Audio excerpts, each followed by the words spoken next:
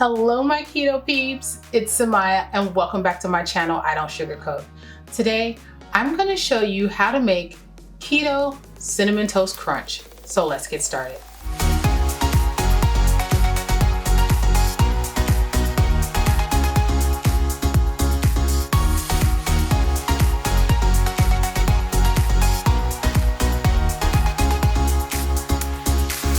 Before we begin, today's video is sponsored by Wholesome Provision. They are a company located right here in the US and they specialize in making keto-friendly products. You've seen me use quite a few of their products on my channel, from their Lupin Flour to their Granular Sweetener blend to their chocolate chips and their sprinkles. I just love this company. I'm gonna leave a link in the description of this video to their website so you guys can check out all their products. I am certain there's something on there for everybody. Now let's jump into today's recipe. Now I know that there are a lot of Keto Cinnamon Toast Crunch recipes out there on the internet, and I have made a couple of them myself. The reason why I decided to create this recipe is, one, it used to be one of my favorite cereal, and two, the one thing that all those recipes had in common was they were using almond flour. And as you guys know, I'm not that big of a fan of almond flour, so I decided I wanted to make my own version and try to get as close to the real thing as possible. So let's go ahead and get started. We're going to begin by adding our dry ingredients to our food processor. So in here, I have 1/3 cup of some Lupin Flour.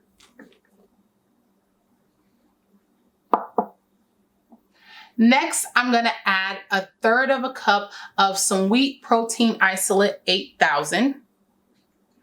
And you can use the 5500 version, but it is higher in protein. So you're going to want to consider that when making this recipe. Next, I'm going to be adding 1/3 cup of some vital wheat gluten. And now I'm going to be adding 2/3 cup of some of this Granular Sweetener blend. Now I'm going to be leaving sweetness up to you. You know, it's one of those things that it's kind of a personal taste. Maybe you want it to be a little bit milder in sweetness, or maybe you want it to have more sweetness. I'll say that I would recommend at the very least adding 1/4 cup of some of your favorite sweetener, or this sweetener, that's the sweetener that I'm using. At least add 1/4 cup and then, you know, make adjustments for there depending on how you want it to be. And now I'm adding in, just to add a little bit of fat to this cereal, I'm going to be adding Quest powdered MCT oil, and that's 2 scoops of this, which is 18 grams. And now in my bowl here, I have 1/4 teaspoon of some Xanthan Gum, 1/4 teaspoon of some Ascorbic Acid. And for this recipe, I would suggest using it because I'm using it as a preservative. And you might not eat all this cereal in the week or whatever. And I'm going to tell you, I've made this cereal. First of all, it's fantastic. It is really delicious, you guys. But second of all, I stored this in a bag and it kept fresh for over a month. And I was just snacking on it. I wasn't even eating it as a cereal. I was just kind of eating it out of the bag, snacking on it. And it stayed perfectly fresh. No staleness, no nothing. So if you think you're going to be eating this, like getting through it in a couple of days, in a week or so, then go ahead and skip adding the ascorbic acid. But if you think you want to make this to maybe even to have it pre-made and stored on the shelf, because it was 2 weeks before I even opened the bag to eat these, and they were perfect. So I would suggest adding it if you want to just make it ahead of time and have it sitting on the shelf. Okay. Now that that's over, I have 1/2 teaspoon of some salt, and then this is also optional. I have 1 teaspoon of some ground vanilla. I like using a combination of ground vanilla and liquid vanilla together. I don't know. I just really like the way those two come together, and they just complement each other well. If you don't have any ground vanilla, then just use 2 teaspoons of some vanilla extract. Now, another thing that you're going to want to adjust to your personal taste, I like my Cinnamon Toast Crunch to have a lot of cinnamon. So I have 1.5 tablespoons in this bowl, but maybe you like yours to be a little bit lighter on the cinnamon flavor. So you're going to want to adjust that to your personal taste. I would say at the very least, do half a tablespoon, and then kind of make adjustments from there. Okay, so I'm gonna go ahead and put my lid on here and give this a few pulses just so we can mix the dry ingredients together. That smells so good, you guys. Okay, so now what we wanna do now is add in our butter. And I have 6 tablespoons of some cold cubed butter. And we just want to go ahead and add that around.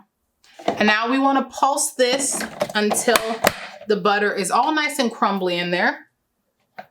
All right, now I'm going to add in my 1 teaspoon of vanilla. But if you don't have the ground vanilla, as I said, add in 2 teaspoons. And then I'm going to turn this on and I'm going to slowly start to add in some ice water. You're going to want to add anywhere between 2 to 4 tablespoons of some ice water just until it gets to the point where it starts to form a ball of dough. So add it in slowly and make sure you keep track of that. I have 4 tablespoons of water in here and I've got some ice in there so it's nice and cold. So just go ahead and do that, add it slowly. Okay, so I would say I added 2 tablespoons to this. So you may need to adjust yours. It just kind of depends, but for me, it was 2 tablespoons. So just be mindful of that.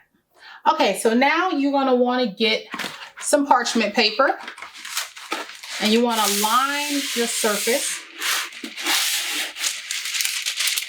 And you want to get a nice big piece. Okay, and so now I'm just going to work this into a little bit of a square. And this dough just smells fantastic.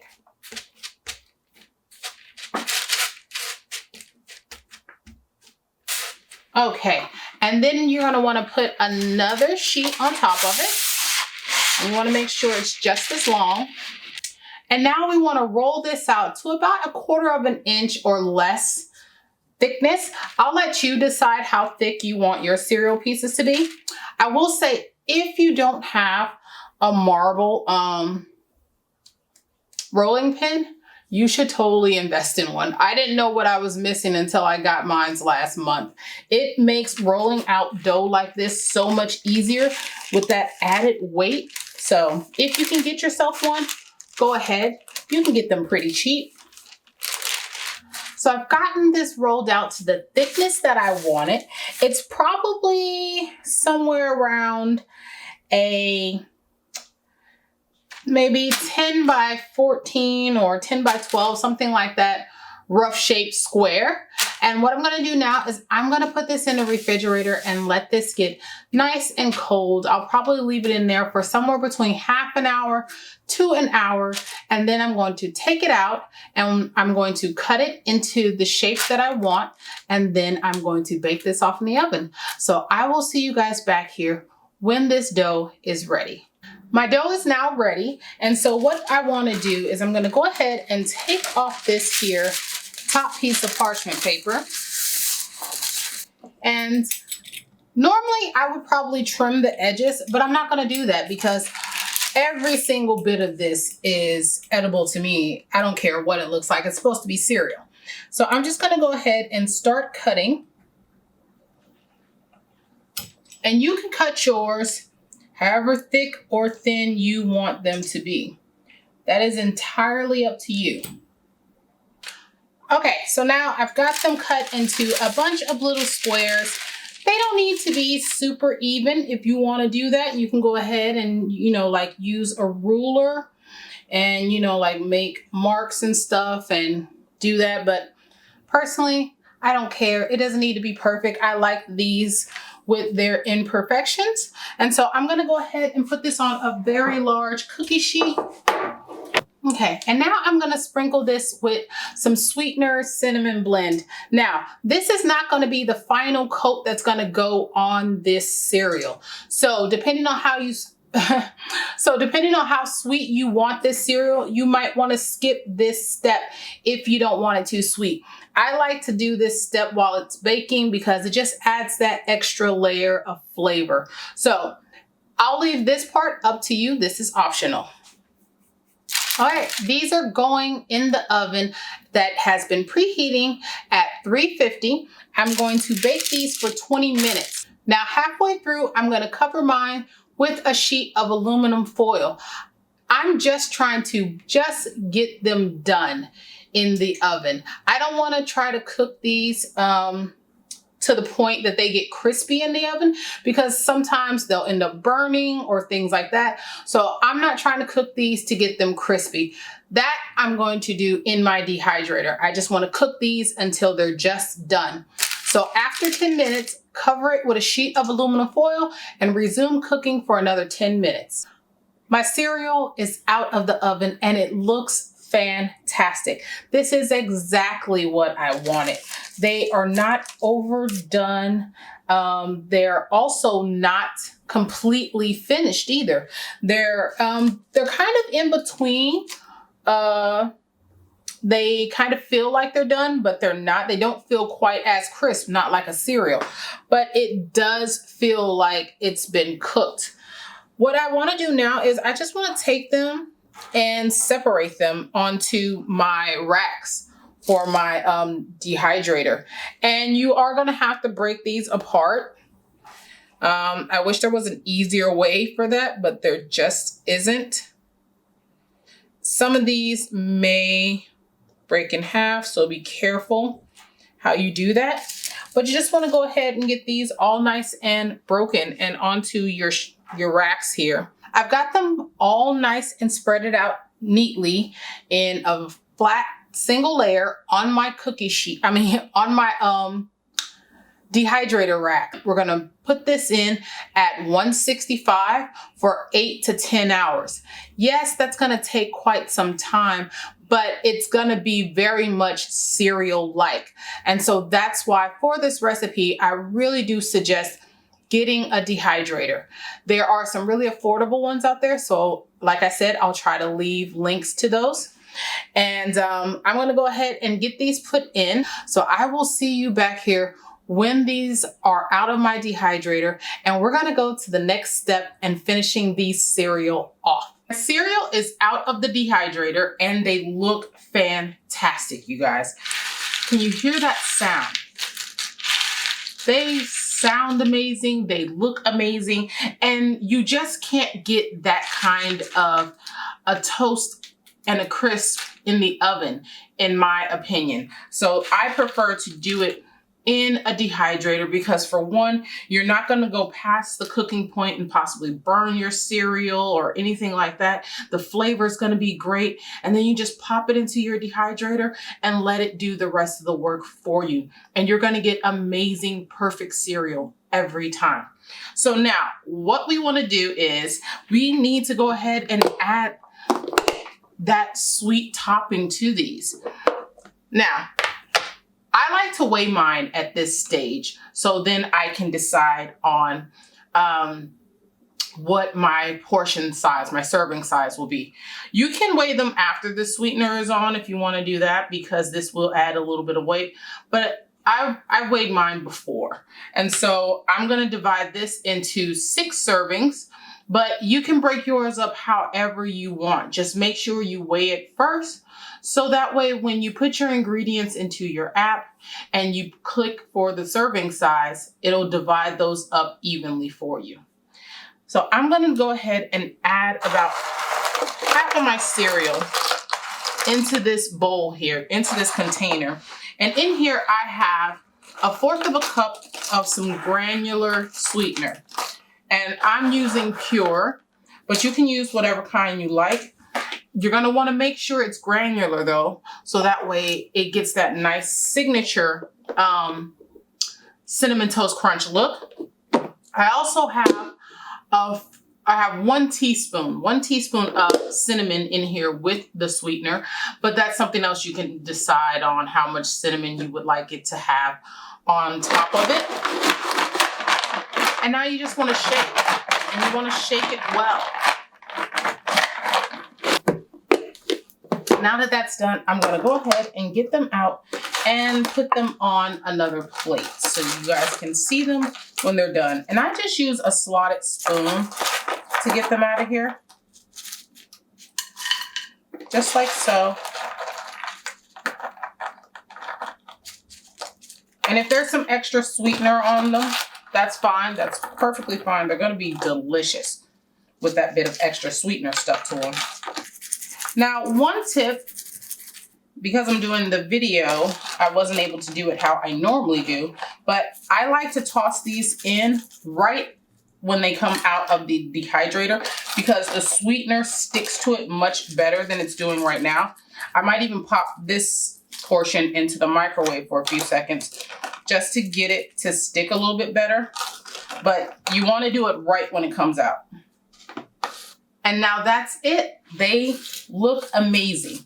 Now, as I said, put them in the sweetener right after they get out because the sweetener will stick so much better than what I have here, even though it looks pretty good, but the batches before were so much better. So what I want to do now is I want to get these in storage. Like I want to be able to store this and put it away and try to keep these as fresh as possible for as long as possible. Before I do that, I guess I can try one of these on camera for you guys. It's just about my eating window. I'm probably 13 minutes shy of it, so it's no problem. Not to mention, I'm going to tell you a secret. I was totally excited to film today just because I knew I was making these. I ran out of these yesterday, and so I could not wait to make another batch. And I knew this was a planned video, so I could not wait to get up this morning and film. Okay, that totally just fell. All right.